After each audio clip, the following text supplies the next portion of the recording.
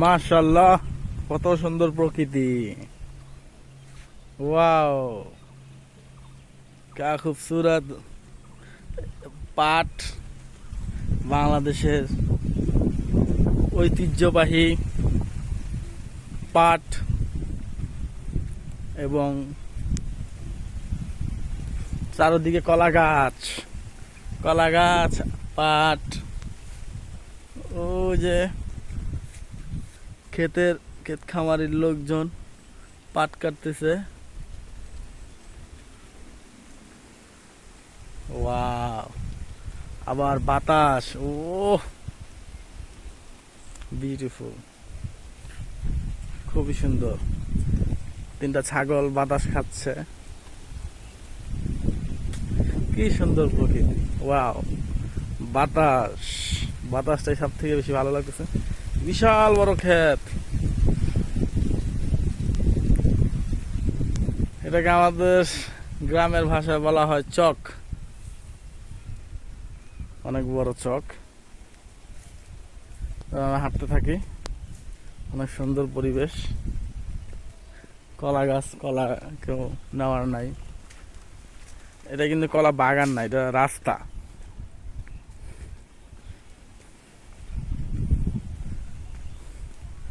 Awesome সুন্দর।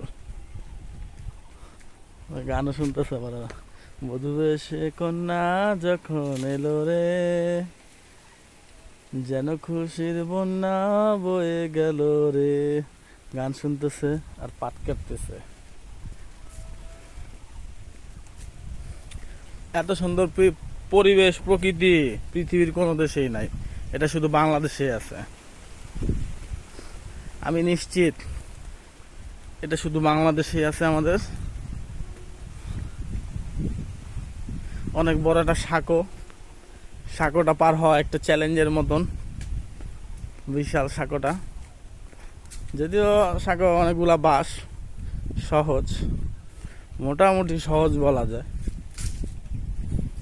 যে মানুষ পাট কাটতেছে, আমি সাঁকোটা পার হব, ততএব এই মুহূর্তে ভিডিও করতে পারতেছি না। যাক, সমস্যা নেই, আমি ভিডিও করবো। এক হাতে লুঙ্গি ধরবো, এক হাতে সে কন্যা যখন এলো রে। না পড়লে গেছে, আর পড়লে আমার মোবাইলও শেষ, আমিও শেষ। আর সাঁকোটা অনেক উঁচা, পানিও অনেক বেশি। জাস্ট ওয়াও, সেই লাগতেছে, সেই লাগতেছে না। আমি আমার কিভাবে দেখানোর কোনো সিস্টেম আমি জানি না আমার ফোনে। সেই বুঝাইতে পারতেছি না কেমন লাগতেছে।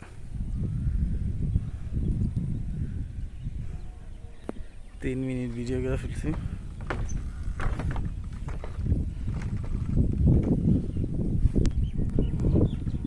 আমি সাঁকোটা পার হব, অলরেডি একটুখানি মাত্র হয়েছি, আর অনেকখানি বাকি আছে। এটা আমার জন্য সহজ ব্যাপার, কেননা বাস এখানে অনেকগুলো, এই জন্য ওই যে পাট কাইটা জাগ দিতেছে।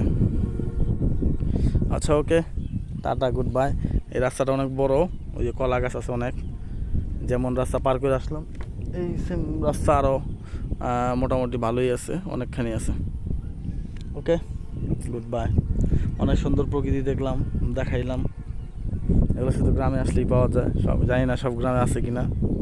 আমাদের শরীয়তপুর জাজিরা জেলা থেকে আমি ভিডিও করতেছি। অনেক সুন্দর প্রকৃতি, আসলে মোবাইলে তো তেমন বেশি দেখা যায় না, বাস্তবে অনেক বোঝা যায়। ওকে, গুড বাই।